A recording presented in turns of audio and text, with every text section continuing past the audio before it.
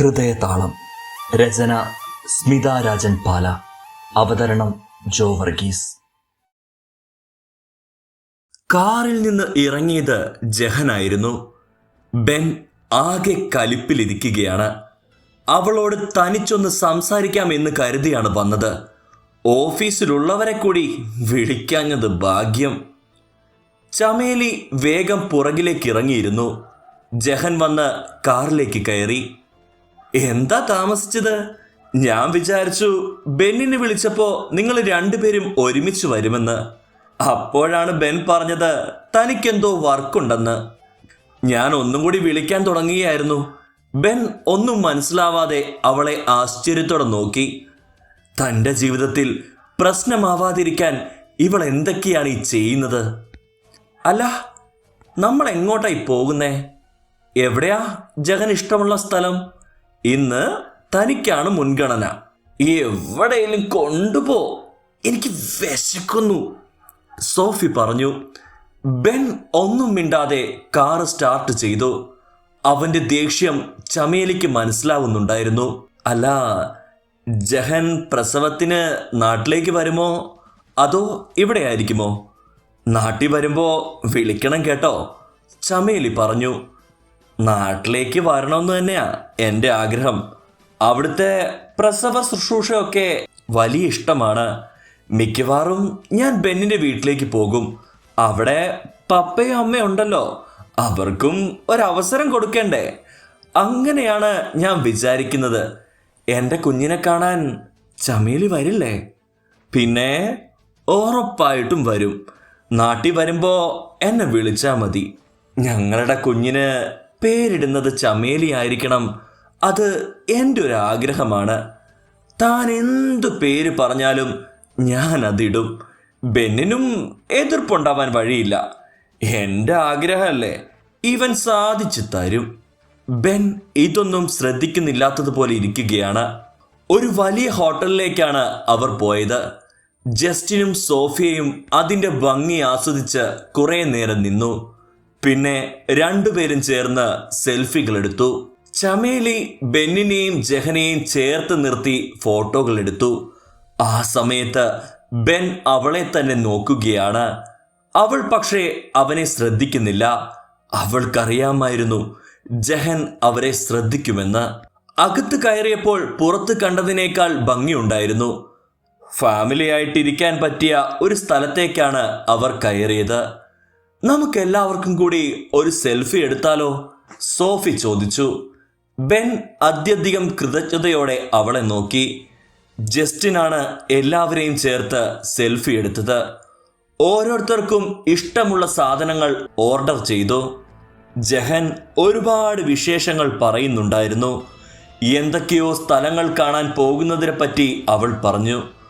ബെന്നിനോടും അവൾക്ക് നല്ല അടുപ്പമാണെന്ന് ചമേലിയെ കാണിക്കാൻ ശ്രമിക്കുന്നുണ്ടായിരുന്നു.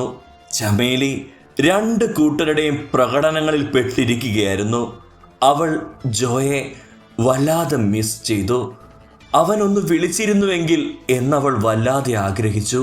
സോഫിയയും ജസ്റ്റിനും അവരുടെ ലോകത്തായിരുന്നു. ജഹൻ ഓവറായി ആക്ട് ചെയ്യുകയാണ്. ബെന്നിൽ അത് അസ്വസ്ഥത ഉണ്ടാക്കുന്നുണ്ടായിരുന്നു. മറ്റെവിടെയെങ്കിലും അവരുടെ കൂടെ പോകാൻ അവൾ ആഗ്രഹിച്ചില്ല. പെട്ടെന്നാണ് അവളുടെ ഫോൺ റിങ് ചെയ്തത്. ഫോൺ എടുത്ത് നോക്കിയപ്പോൾ അവളുടെ മുഖം സന്തോഷം കൊണ്ട് വിടർന്നു. ജോ. സന്തോഷവും സങ്കടവും എല്ലാം കലർന്ന ശബ്ദത്തിലാണ് അവൾ വിളിച്ചത്. എന്താടാ നിന്റെ ശബ്ദം? എന്താ വല്ലാതിരിക്കുന്നേ? നീ ഓക്കെ അല്ലേ മോളെ? അതെ, ഞാൻ ഓക്കെയാണ്. അത് പറയുമ്പോൾ അവളുടെ കണ്ണുകൾ ചെറുതായി നിറഞ്ഞു വന്നു. അവൾ പുറത്തു വന്ന വിശേഷങ്ങളൊക്കെ പറയുകയായിരുന്നു. അവളുടെ മുഖത്തെ സന്തോഷവും അവൾ പറയുന്നതുമൊക്കെ ബെൻ അവൾ അറിയാതെ ശ്രദ്ധിക്കുന്നുണ്ടായിരുന്നു. അവന് നല്ല ദേഷ്യം വരുന്നുണ്ടായിരുന്നു. ജഹൻ എന്തൊക്കെയോ കൊഞ്ചി കൊഞ്ചി പറയുന്നുണ്ട്. അവൻ അവിടെ ഉണ്ടായിരുന്ന സാധനങ്ങളെല്ലാം നിലത്തിട്ട് തട്ടിത്തെറിപ്പിക്കാനാണ് തോന്നിയത്. ബെൻ അവളെ ശ്രദ്ധിക്കുന്നുണ്ടെന്ന് ചമേലിക്ക് മനസ്സിലായി. പെട്ടെന്ന് അവൾ ഫോണിലൂടെ ഇങ്ങനെ പറഞ്ഞു. ഏയ്, ഇപ്പോഴോ? ഇപ്പൊ തരാൻ പറ്റില്ലെന്നേ, ഞാൻ പുറത്തല്ലേ. എന്തു തരാൻ പറ്റില്ലെന്ന്? നീ ഇപ്പോ പുറത്തല്ലേ? ഞാനൊന്നും അതിന് ചോദിച്ചില്ലല്ലോ. ജോ പറയുന്നത് അവരെങ്ങാനും കേട്ടാലോ എന്ന് പേടിച്ച ചമേലി കസേരയിൽ നിന്ന് എഴുന്നേറ്റ് അല്പം മാറി നിന്നു. ബെന്നിന്റെ മുഖം ദേഷ്യം കൊണ്ട് ചുവന്നു. അപ്പോൾ ഫോണിലൂടെ ഇങ്ങനെയൊക്കെ നടക്കാറുണ്ട്. ഞാനൊന്ന് ചോദിച്ചപ്പോ എന്തായിരുന്നു? ജോ ഫോൺ വെക്കുകയാണ് എന്ന് പറഞ്ഞപ്പോഴും അവൾ സമ്മതിച്ചില്ല. കുറച്ചു നേരം കൂടി സംസാരിക്കാൻ അവൾ പറഞ്ഞു. അവന് വല്ലാത്ത അത്ഭുതം തോന്നി. അവിടെ ചെന്നപ്പോ അവൾക്കിതെന്താണ് പറ്റിയത്? ഇനി അവരുടെ പ്രണയരംഗങ്ങൾ കണ്ട് പെണ്ണിന് മാറ്റം എന്തെങ്കിലും വന്നോ ആവോ? ജോ ഫോൺ വെച്ചതിന് ശേഷം അവർ ഇരിക്കുന്ന സ്ഥലത്തേക്ക് പാളി നോക്കി. ജഹൻ കഴിച്ചു കഴിഞ്ഞില്ല എന്ന് മനസ്സിലാക്കിയപ്പോൾ അവൾ വീണ്ടും ഫോണിൽ സംസാരിക്കുന്നത് പോലെ നിന്നു. അപ്പോഴാണ് ആരെങ്കിലും ഇപ്പോൾ വിളിച്ചാൽ ചളമാകുമല്ലോ എന്ന് മനസ്സിലായത്. അതുകൊണ്ട് തന്നെ സാഹസം മതിയാക്കി അവൾ പോന്നു. എങ്കിലും ഉള്ളിൽ വല്ലാതെ സന്തോഷം തോന്നി. താൻ ആഗ്രഹിച്ച സമയത്ത് തന്നെ അവൻ വിളിച്ചല്ലോ. കുറച്ചു കഴിഞ്ഞ് എല്ലാവരും പുറത്തിറങ്ങി. ജസ്റ്റിനും സോഫിയയും കല്യാണം കഴിഞ്ഞ് ഹണിമൂൺ ആഘോഷിക്കാൻ വന്ന യുവമിഥുനങ്ങളെ പോലെയായിരുന്നു. ജഹൻ എവിടെയോ പോകാമെന്ന് പറഞ്ഞെങ്കിലും ചമേലി സമ്മതിച്ചില്ല. എത്രയും പെട്ടെന്ന് റൂമിലെത്തണം എന്നായിരുന്നു അവളുടെ ആഗ്രഹം. എയർപോർട്ടിൽ പോകുവാൻ ഞാൻ വരാം. അത് വേണ്ട, നീ ഇങ്ങനെ ഇരിക്കുമ്പോൾ ഡ്രൈവ് ചെയ്യുന്നത് റിസ്ക്കാണ്. ഞാൻ പൊക്കോളാം, ബെൻ പറഞ്ഞു. ഞാനും വരാം, ജഹൻ പറഞ്ഞു. ബെന്നിന് ദേഷ്യം വന്നെങ്കിലും പുറമെ ഒന്നും കാണിച്ചില്ല. അവരെ റൂമിൽ വിട്ടിട്ട് രണ്ടുപേരും കൂടി പോയി.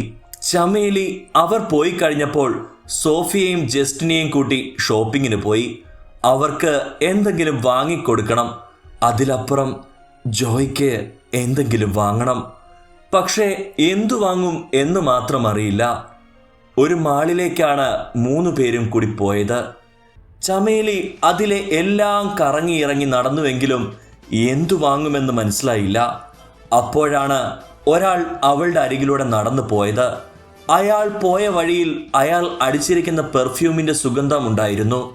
പെട്ടെന്നാണ് അവളുടെ ഉള്ളിലേക്ക് പെർഫ്യൂം വാങ്ങാം എന്ന തോന്നൽ വന്നത്. സോഫിയയ്ക്കും ജസ്റ്റിനും അവൾ ഡ്രസ്സ് വാങ്ങിക്കൊടുത്തു. അതിനുശേഷം രണ്ടുപേരും കൂടി കാഴ്ചകൾ കാണാനായി നടന്നു. ആ സമയം ചമേലി ഒരു പെർഫ്യൂം കടയിലേക്ക് കയറി. ഇവിടുത്തെ ഏറ്റവും ബെസ്റ്റ് പെർഫ്യൂം ഏതാണ്? ഇവിടുത്തെ എല്ലാം ബെസ്റ്റാണ് മാഡം. സ്ത്രീകൾക്കാണോ പുരുഷന്മാർക്കാണോ? ഉള്ളതിൽ ഏറ്റവും ബെസ്റ്റ് കാണിച്ചു തരാം. പുരുഷന്മാർക്കുള്ളതാണ്. അയാൾ വ്യത്യസ്തമായ കുറെ ബോട്ടിലെടുത്ത് അവളെ കാണിച്ചു. അവൾ ഓരോന്നും നോക്കി. ഒടുവിൽ അവൾക്ക് ഇഷ്ടപ്പെട്ട ഒരെണ്ണം സെലക്ട് ചെയ്തു. അവർ അത് മനോഹരമാക്കി പാക്ക് ചെയ്തു കൊടുത്തു. അത് കയ്യിൽ വാങ്ങുമ്പോൾ അവളുടെ മുഖത്ത് ഒരു പുഞ്ചിരി ഉണ്ടായിരുന്നു. പെട്ടെന്ന് തന്നെ അവർ റൂമിലേക്ക് പോയി. എയർപോർട്ടിലേക്ക് പോകേണ്ട സമയമായപ്പോൾ ബെന്നും ജഹനും കൂടി അവരെ കൂട്ടാൻ വന്നു. ലഗേജ് എടുത്തു വെക്കുവാൻ ബെൻ സഹായിച്ചു. എയർപോർട്ടിൽ എത്തിയപ്പോൾ അവർ 3 പേരും ചേർന്ന് ജഹനോടും ബെന്നിനോടും നന്ദി പറഞ്ഞു. അപ്പോഴും ബെന്നിന് അവളോട് എന്തോ പറയണമെന്നുണ്ടായിരുന്നു. അത് ചമേലിക്ക് മനസ്സിലാവുകയും ചെയ്തു. മിക്കവാറും മാലിക്കിനെ കല്യാണം കഴിക്കണമെന്നായിരിക്കും അവന് പറയാനുള്ളത്. മറ്റുള്ളവരുടെ ഫീലിങ്സ് മനസ്സിലാകാത്തവൻ. ജഹൻ അവളെ കെട്ടിപ്പിടിച്ച് അവരുടെ കല്യാണത്തിന് വിളിക്കില്ലേ എന്ന് ചോദിച്ചു. ഉറപ്പായിട്ടും വിളിക്കും, 2 പേരും വന്നേക്കണം. കണ്ണിൽ നിന്ന് അവൾ മായുവോളം ബെൻ നോക്കി നിന്നു. അകത്തേക്ക് കയറാൻ തുടങ്ങിയപ്പോൾ അവളും ഒന്ന് തിരിഞ്ഞു നോക്കി. ഒന്ന് കാണണമെന്നുണ്ടായിരുന്നു. നീ എന്നും സന്തോഷമായിരിക്കും ബെൻ. നീ ഉയരങ്ങളിലെത്താൻ വേണ്ടി മാത്രമാണ് ഞാൻ പ്രാർത്ഥിക്കുന്നത്. എൻ്റെ ആഗ്രഹവും അതുമാത്രമാണ്. നമ്മുടെ 2 പേരുടെയും ജീവിതം സന്തോഷമായിരിക്കട്ടെ. മാലിക് നമുക്ക് 2 പേർക്കും സഹോദര തുല്യനാണ്. അവന് എന്ത് സഹായവും ഞാൻ ചെയ്തു കൊടുക്കും.